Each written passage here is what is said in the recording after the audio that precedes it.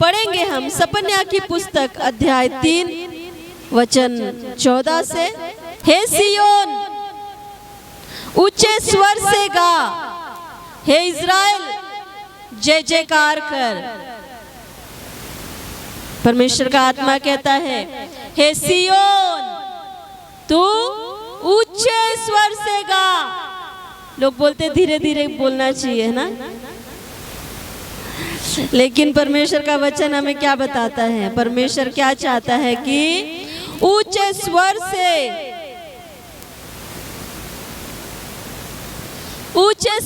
गा और जय जयकार कर। कैसे गा?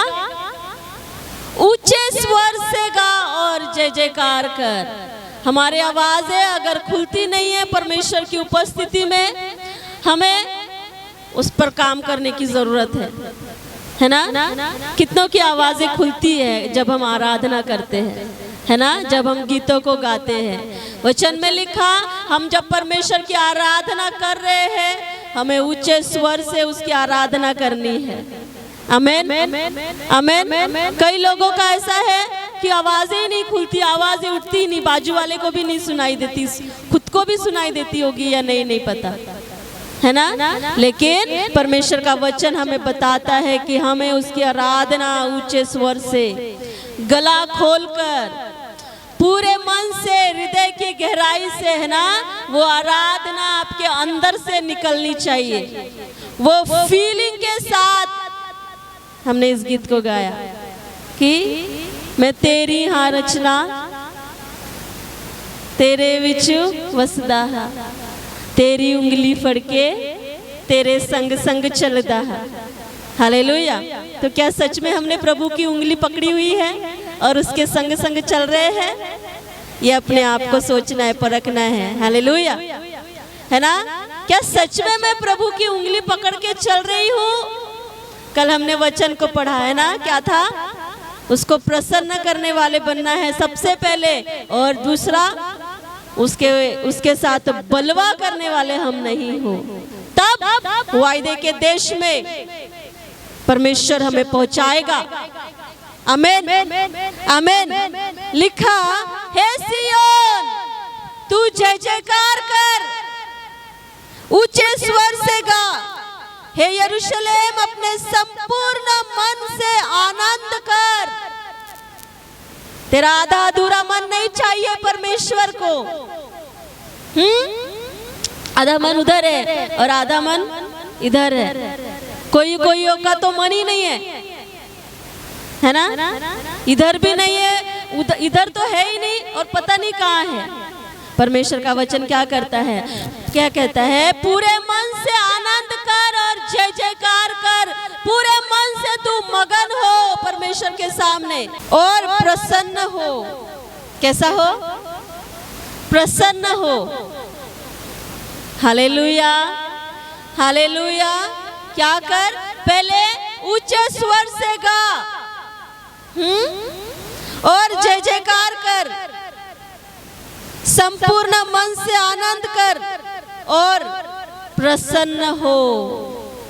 वचन हमें बताता है परमेश्वर के सम्मुख जब हम आराधना के लिए आते हैं, उसके भवन में इकट्ठे होते हैं, हमारी ऐसे हम इस दशा में प्रभु देखना चाहता है हमें।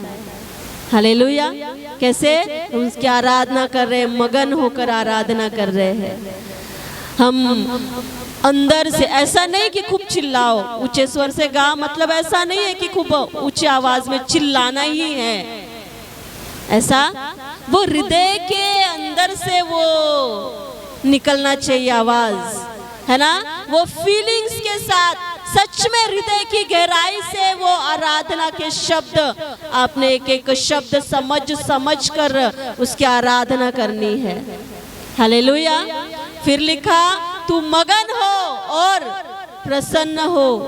उसकी उपस्थिति में जब आओ तो वचन में लिखा, इस तरह से, इस दशा में प्रभु हमें देखना चाहता है। वचन 15, यहोवा ने तेरा दंड दूर कर दिया है और तेरा शत्रु भी दूर किया गया है। परमेश्वर का वचन हमें क्या बताता है? यहोवा ने तेरा दंड दूर कर दिया है और तेरे शत्रु को भी दूर किया है। तेरा दंड और तेरा शत्रु परमेश्वर कहता है मैंने दूर कर दिया है। ये आपके लिए एक भविष्यवाणी के वचन है। आप लोग समझ रहे हैं?